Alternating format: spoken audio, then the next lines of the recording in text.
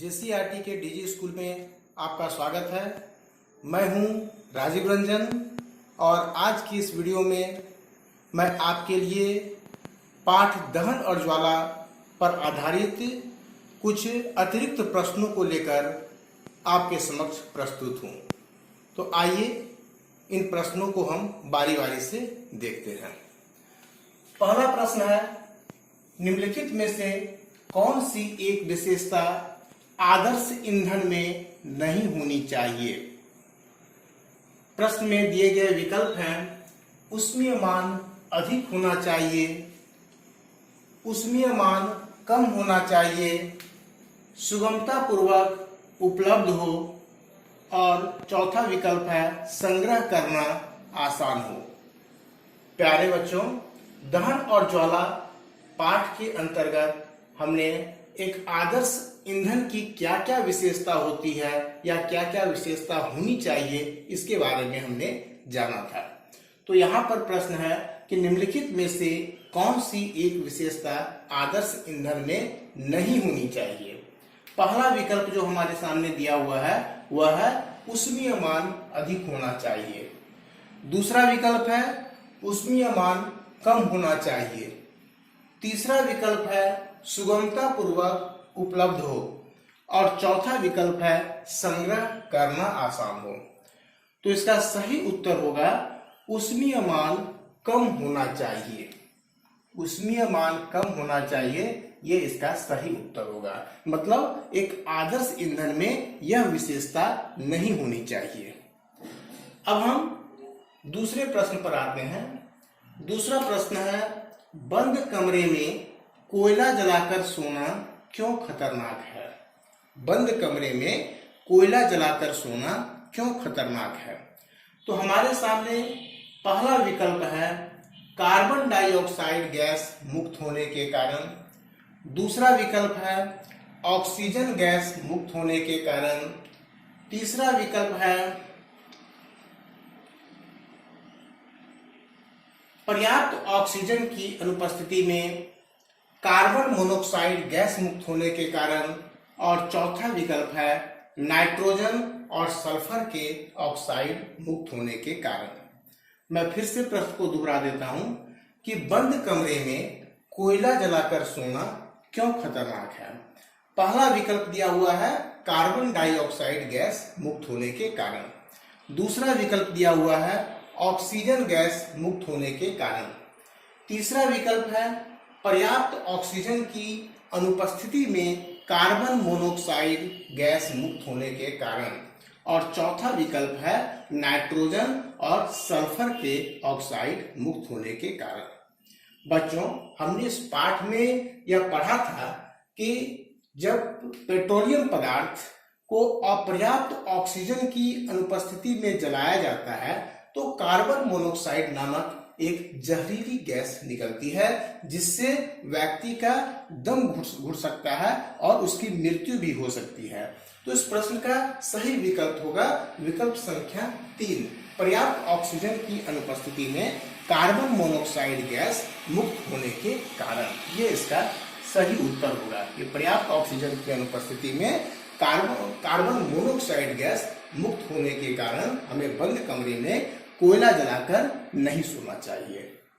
अब हम आते हैं प्रश्न संख्या 3 पर।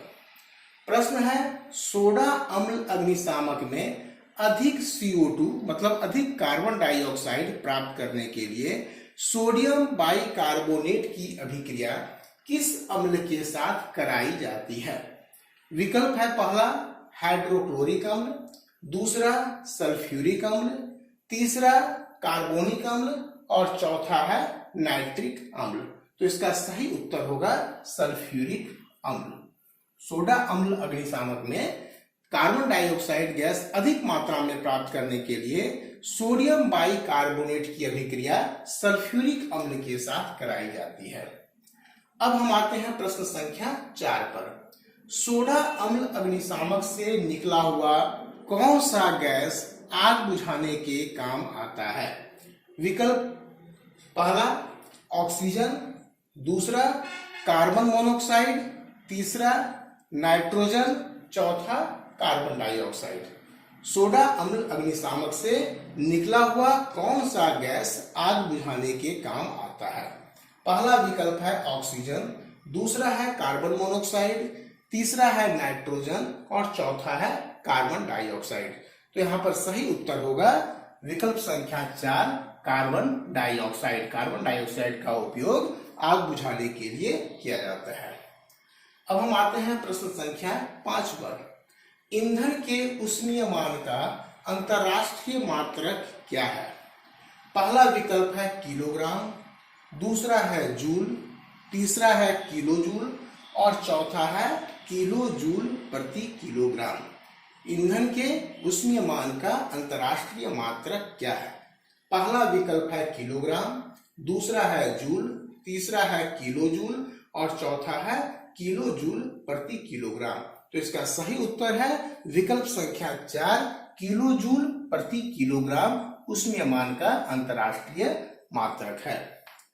अब प्रश्न संख्या 6, तेल में लगी आग को पानी के उपयोग से क्यों नहीं बुझाया जा सकता? बच्चों, हमने इस पाठ में यह पढ़ा था कि तेल से लगी आग और बिजली से लगी आग को बुझाने के लिए पानी का उपयोग नहीं किया जाता है, बल्कि वहां पर हम लोग अग्निशामक के रूप में कार्बन डाइऑक्साइड गैस का उपयोग करते हैं।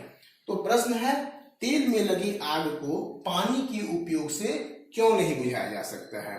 पहला विकल्प है तेल पानी के ऊपर आकर ऑक्सीजन के संपर्क में आ जाता है, दूसरा है तेल पानी के नीचे रहकर ऑक्सीजन के संपर्क में आ जाता है, तीसरा है तेल पानी में घुले ऑक्सीजन के साथ अभिक्रिया करता है और चौथा है तेल का उष्मीयमान बहुत अधिक होता है।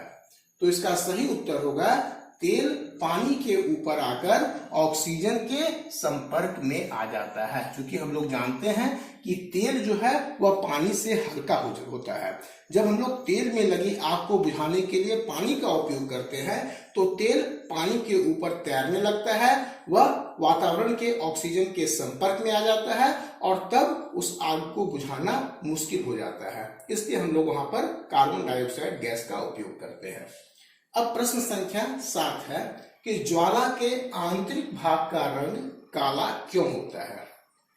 बच्चों, हमने जाना था कि ज्वाला के 3 भाग होते हैं। एक बाह्य क्षेत्र होता है जिसका रंग नीला होता है, एक बीच का क्षेत्र होता है मध्य क्षेत्र जिसका रंग पीला होता है और एक आंतरिक भाग होता है जिसका रंग काला होता है। तो आंतरिक भाग का रंग काला क्यों होता है? पहला विकल्प है हमारे सामने अत्यधिक गर्म होने के कारण, दूसरा विकल्प है सबसे कम गर्म होने के कारण, तीसरा विकल्प है बिना जले हुए कार्बन के कणों के कारण और चौथा विकल्प है बत्ती की उपस्थिति के कारण। तो इसका सही उत्तर होगा बिना जले हुए कार्बन के कणों के कारण। बिना जले हुए कार्बन के कणों के कारण ज्वाला का जो आंतरिक भाग होता है उसका रंग काला होता है। तो इस प्रकार आज हमने पाठ 7 दहन और ज्वाला के पाठ पर आधारित कुछ अतिरिक्त प्रश्नों के हल को हमने देखा। अब हम फिर अगले शैक्षणिक वीडियो में हम लोग फिर से मिलेंगे और तब तक के लिए आप सभी को धन्यवाद।